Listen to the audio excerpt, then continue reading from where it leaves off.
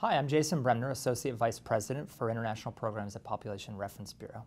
And I'm joined by Dr. Uzma Syed, Newborn Health Advisor for Asia region with Save the Children, and Dr. Jeremy Shiffman, Professor in the Department of Public Administration and Policy at the American University School of Public Affairs. Welcome to both of you. Thank you. With co-author Sharmina Sultana, Jeremy is also the co-author of a 2013 article titled Generating Political Priority for Neonatal Mortality Reduction in Bangladesh. And this article tells the fascinating story of how in Bangladesh, newborn survival rose from near obscurity as a health issue in the year 2000 to a prominent place on the government's health policy agenda by the year 2011. And Jeremy, first to start, can you tell us why you found this particular case a compelling case study on political priority for health issues? It was an issue that was obscure, that no one paid attention to, and then rose to national prominence over the course of a decade. I think a second factor is the critical role of political champions within the system pushing this issue and generating attention for the issue. And thirdly, I think this case has a lot of lessons for other settings. Uzma, I guess you were one of these political champions that he refers to, and can you tell me then, maybe set the stage for us. What was happening in Bangladesh when you arrived there? Before 2000, you'll see a sharp decline in under 5 mortality, infant mortality. However, it was sort of hidden, the newborn deaths, the burden of newborn deaths within infant and under 5 mortality. So that was something that came up as a concern to some of us, and we wanted to do an assessment of the situation, and we thought that it's something important for the country in order to address the child mortality, at the same time to achieve the Millennium Development Goal. How did you get started? We sort of did a situation analysis of on newborn health for Bangladesh, and that was the first time it was done. That we luckily had the funding from the Gates Foundation that Save the Children, and we wanted to have a sense of what was already existing, what are the opportunities, and what was missing. So you see in Bangladesh there are lots of opportunities, lots of partners working together, large-scale programs running, maternal and child health programs were going on. Those were like good platforms to bring the hidden issues around newborn health into limelight. However, there were also missing puzzles. Okay. We didn't have much understanding of what was needed on the ground for newborn health, how to do it, no local evidence, although there were some regional and global level evidences around very simple, cost-effective interventions. And there were, we didn't have newborn-specific targets at the national level. So those were the things we thought that needed to be worked on. What was the next step then in filling in some of the pieces of the puzzle that really needed to action? And how did you take advantage of these opportunities and stakeholders? We tried to convene a group. We called that group Newborn Working Group. It was a very informal group. Luckily, it's very formal nowadays, and it was expanding. People started to get interested, so it was expanding. It had representations from the Ministry of Health, different directorates of Ministry of Health, professional societies, academia, researchers, NGOs, and donors. There's one additional critical element that facilitated the rise at the beginning from obscurity to national agenda status. So after Saving Newborn Lives at the global level hires Uzma to do a scoping report, then they need to find someone to lead the program. And they make the wise decision to hire her. And she emerges as the foremost, working quietly behind the scenes, as the foremost champion for this cause across the nation. What were some of the things that made you effective in bringing together this working group? I think, having a job is important, but being passionate about that issue is also very important. So I was so much into it that I really wanted to move fast on that. And in order to do that, I had to do some sort of desk work to find out who are the key players in the country who can or who already has some agenda around maternal newborn child health. And then I had to knock at those doors. In some cases, it wasn't that easy the way it sounds. There were a lot of challenges because people are busy, right? Every day they're working, they have their own agenda, they have other things. Why would they care about, what I had to say at that point? So I had to have data from global studies, from regional studies. Those helped me to, provide those information and see that, how it's relevant to our context in Bangladesh. Population Reference Bureau works on getting data to decision makers, so this is obviously something I'm very passionate about. Tell me how you used that data.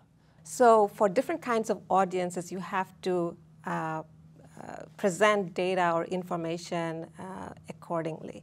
At that point, 2001, 2002, we didn't have much information to share from the country. However, we had some global lessons and data and evidences. So those were used for to start with. So then came questions from the stakeholders about, how can we do it in our settings? What are the other options around? It could be like management of neonatal sepsis. And then you gather those questions, right? Because those become the questions that you would want to answer through your research in order to make the stakeholders use those information for implementation. Can you talk about how you actually got more information at the national level and across the country? At that point, at the beginning, we had the previous DHS data. We tried to do some secondary analysis from there in order to find out the newborn-related issues. However, that wasn't enough. So we were thinking of ways to incorporate newborn-specific questions to DHS. But what it needed was that communicating the importance of collecting that data to those who are collecting or to those who are developing the questions. So it took time. However, at the end, they agreed to include, but then how many questions, right? You do need a complete picture. In order to get that, you can only push maybe 6, no, 8, questions. And every time you add something, it has financial implications. So, but it was included, and Bangladesh was the first country in the world to include newborn questions in demographic and health survey. So I think right now we have good data from national level. Around the world now, is that right? For many countries? We do, yeah, from many countries. It's an excellent success. Jeremy, do you want to add anything on? I know you write quite a bit on the role of evidence in the rise of health issues to priority. Well, in the agenda-setting process, in the process by which neglected issues rise onto policy agendas, having clear, credible evidence that a problem exists is one of the most consistent factors associated with the rise. If you don't have clear evidence to demonstrate, for instance, in the case of Bangladesh, that neonatal mortality is high, then you don't have the data to convince policymakers that they should do anything about it, and they may not move. So evidence is critical to this process, but I think there are a couple other points. Evidence never speaks for itself. Evidence can't talk. It's on paper. And what you see Uzma and her colleagues in Bangladesh doing is translating this evidence and getting it into the hands of the right people and communicating it in ways that they understand, that appeal to their interests, that prompt them to act. What were some of the biggest challenges? Having a limited resource not for the program. I'm saying for the country was an issue, because every time you want to add something, you want to talk about something, you do need to talk about the budgetary implications of it. There were donor pressures. Donor pressures meaning, external donors come with agenda that may seem imposed. I think this speaks to an aspect of the case that was quite compelling and hopeful and positive. This was a case of Bangladeshi domestic champions who knew the problems in their own country and pushing this and gaining the agreement of senior political figures that this indeed needs to be addressed. And to me, that's heartening. Can you just tell us a few of the real successes? What changed after people finally took notice of this issue? Every country has like national level health plans, right? So in Bangladesh, we also have health, nutrition, population sector plans, and that was a good opportunity for us to advocate for including newborn health components. By the end of 2005, early 2006, there were the amount for newborn health related programs specifically increased quite a bit, like about $100 million by $100 million. Now you have newborn technical working groups formalized. New evidences around care of the sick newborns are being advanced. So Uzma, with all of these policy changes, has newborn health improved in Bangladesh? We can now say that it improved, definitely. The data shows it improved. And the recent analysis of achieving the Millennium Development Goals says that Bangladesh is on track of achieving MDG, which is great. But if you ask me whether the work is done, no, the work is not done, because we have not reached all the mothers and newborns yet. A long way to go for Bangladesh. I think we also need to be careful in attributing the factors behind this, because there are many factors that might be driving these changes, especially neonatal mortality decline, including social change, changes in the status of women. I think what we can be sure of is that their work put this on the policy agenda and helped contribute to better newborn care outcomes.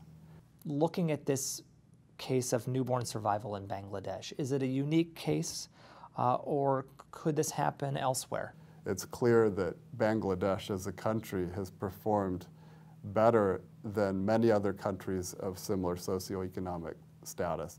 That being said, there are a lot of elements of this case of explaining the rise of attention to newborn survival in the country that really are very applicable to many other countries. One is the role of political champions, such as Uzma and her colleagues, policy champions who take an issue and with passion and perseverance and attentiveness to the interests of other stakeholders involved, make the case and pursue this. Connected to that, the role of communities of champions or policy communities who link together and come to evidence-based consensus on what needs to be done.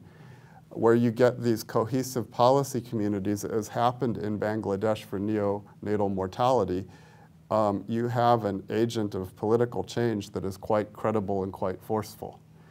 What happens in many other settings, more often than not, is that these policy communities do not cohere, they fight.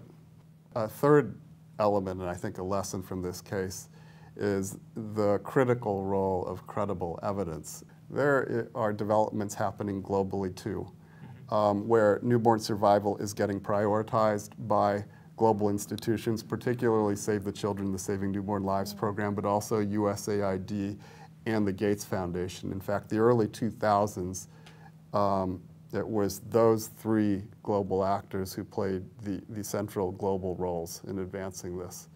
Countries are in some ways competing to achieve the MDG goals and the Millennium Development Goals, especially the one on child survival. And this is placing pressure on nation states to perform. it was important to have that global support. For example, at that time, Save the Children convened a group called Healthy Newborn Partnership. And nowadays, the network is, it's on a website called Healthy Newborn Network. So it sounds like it's a delicate balance. These transnational influences shouldn't be imposed. These issues tend to rise when there are domestic champions, but yet the transnational influences can have an important facilitating role at the same time. So there's a delicate balance there, is what I'm hearing from you. I think that's the right way to put it.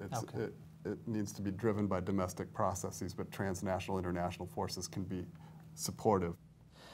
So at PRB, we try to empower researchers with the skills that they'll need to reach decision makers. And perhaps you have maybe one or two last pieces of advice for those researchers. Once you've produced the study, once you've got this published in a peer-reviewed journal, what other moves can you make to make sure that policymakers listen? So it's important that we look beyond a project period, a research studies, and beyond. And the vision should not be limited by the funding amount or the timeline. So, well, I'd like to thank Dr. Syed, Dr. Shiffman for your time today and giving us some lessons that we here at PRB and that all researchers and advocates who are interested in making change can learn from and take forward in their work. Thank you. Thank you. Thank you.